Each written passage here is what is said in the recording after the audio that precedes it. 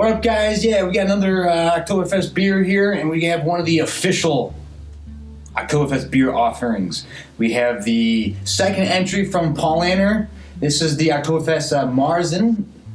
So this is going to be it's one of the darker version of the two Paulaner beers that we'll be trying. Check out my previous Paulaner Oktoberfest for the opposite one. But this one actually has 0.2% less ABV. This is at 5.8. The other one was at 6.0. But I am very interested to try this out. This is kind of like just the classic Marzen Oktoberfest beer. I always love these illustrations on the bottom. The robust women carrying all the big old beer steins.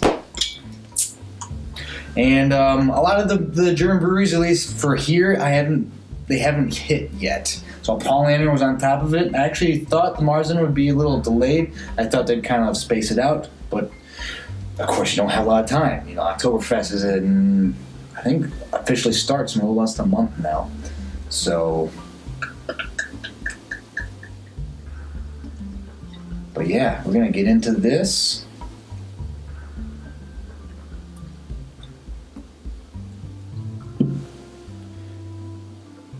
Kind of wish I almost would have done the both Paulaner Oktoberfest beers side by side. This one, if you check, they'll be linked up in the playlist for all Oktoberfest beers. So if you want to just let them play through or just click through which ones you've had so far. This one's a little darker than the last Paulaner, but two different styles, of course.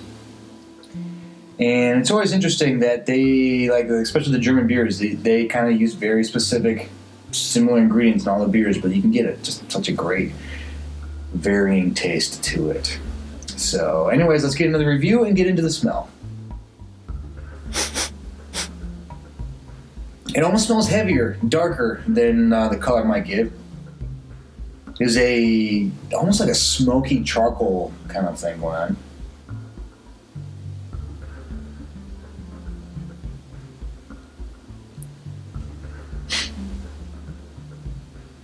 The aroma isn't overpowering. It's there.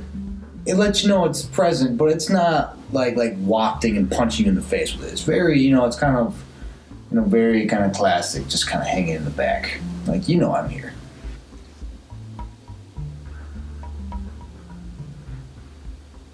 But it has, you can kind of definitely get some of that barleyness aroma to it.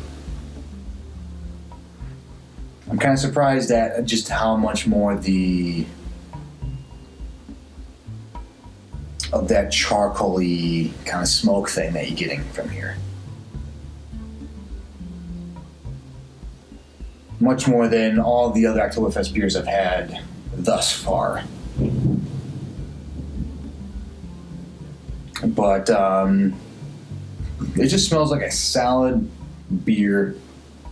When you just like a beer that's not pretentious, over the top, or just, whatever. It's just a great tasting beer. This smells like that's what it's going to be. So I'm going to recommend it on Aroma. Let's get into the taste.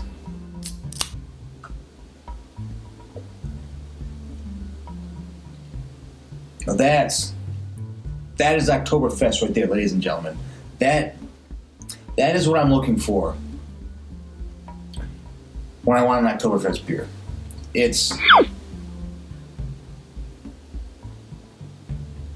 When I smelled it, I thought the barley would be a little overpowering. I thought it'd be kind of, get that little whip on the tip of your tongue. It smelled like the kind of chocolatey smoke might be a little more powerful because it's just one of the defining aromas. But they like perfectly blended together. It's you get the hit of the barley, but it's not like overpowering. You sip it, and you're not like, this alcohol content should be 8% because it's so strong. Everything is just interlocked perfectly. There's no weak links. There's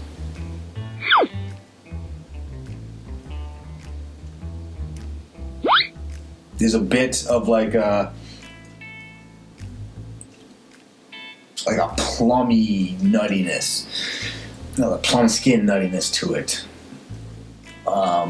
mixed with that kind of charcoaly smoke, and it's like blended very nicely. It's like literally, this is when I'm looking for an Oktoberfest beer, this is what I want the Marzen to taste like. And everything else that I've had up to this point it's been a little harsher on the palate. It's not necessarily that all of them have been bad. I enjoyed the Goose Island one. But this is definitely more refined. It's smoothed out some of the harsh edges on top, and it's very enjoyable. And the Paulaner Oktoberfest Marzen, these are pretty easy to find now. A couple years ago they might not have been, but easier to find. I think when I was reading up, and Paulaner is owned by two major companies. I don't remember the one hand, but actually Heineken owns like 49% of the company. The other one owns 51%. But probably because Heineken owns 49%, it opens up distribution, which is why it makes it easier to get in a lot of places. I'm going to assume they're not going to screw with anything and touch it. I'm going to hope that that's not the case. But this is it's great tasting. This is like so far, if I had to just epitomize the perfect Oktoberfest beer for what I'm personally looking for, this has it so far. So I'm definitely going to recommend it on taste. I think it's perfect for me. All right, next category is value for price. And yes, despite coming all the way from Munich, Germany, this was $1.99 for this bottle. Solid price. Again, probably because that whole Heineken distribution angle keeps the price down. But again, yeah. As long as nobody's screwing with the taste or screwing with anything like that, and it just keeps the price down, by all means, continue whatever you're doing. But I mean, $1.99 for this. I'm not sure what the 6-pack was. Because they were just starting to put up all the 6-packs. Paulaner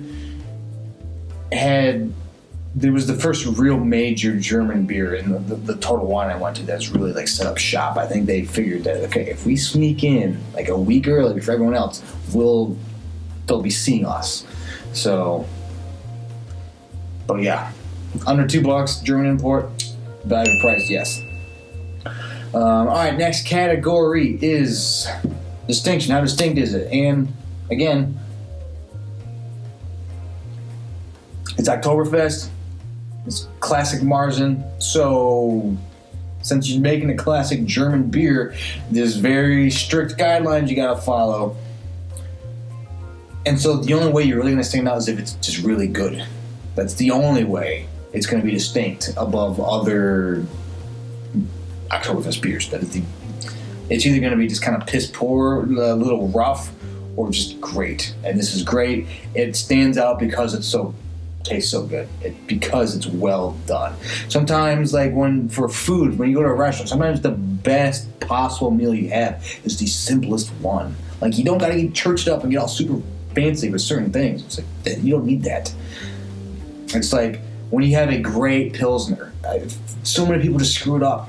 So many people mess it up. There's a reason why, like, 95% of microbreweries don't make it.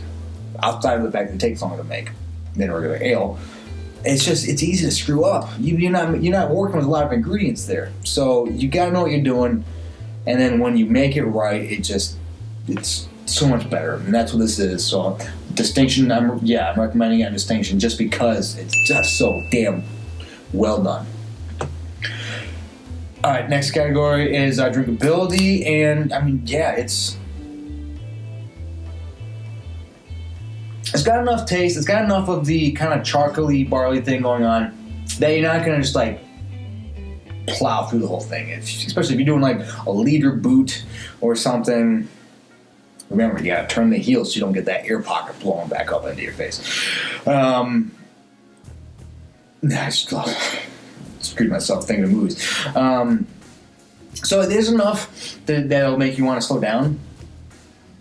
but even that, it's still some of them. I feel like the barley was just it's too much a little bit, and so it's got the rough around the edges feel, and so you gotta slow down.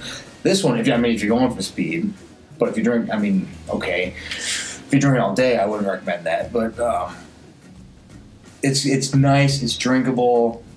You can drink it at whatever pace you want, which is great. And this is one of those beers that even if it gets a little warmer throughout throughout your meal or whatever, it's still going to taste good. It doesn't have to be like the coldest beer in town kind of thing. So I'm going to recommend it on Drinkability. It's good however you drink it. And alright, last category is would I buy it again? And thus far, this is by far the new definitive Oktoberfest champion for me. This is the beer I'll be turning to. And also, okay, let me get this out of the way first. So yes, I will recommend it. I'm buying it again. I will be buying it again. So I did recommend it on every single category. So far, this is the first Oktoberfest that gets the first official 2 dupes stamp of approval. This is the beer I'll be gravitating towards for my Oktoberfest festivities.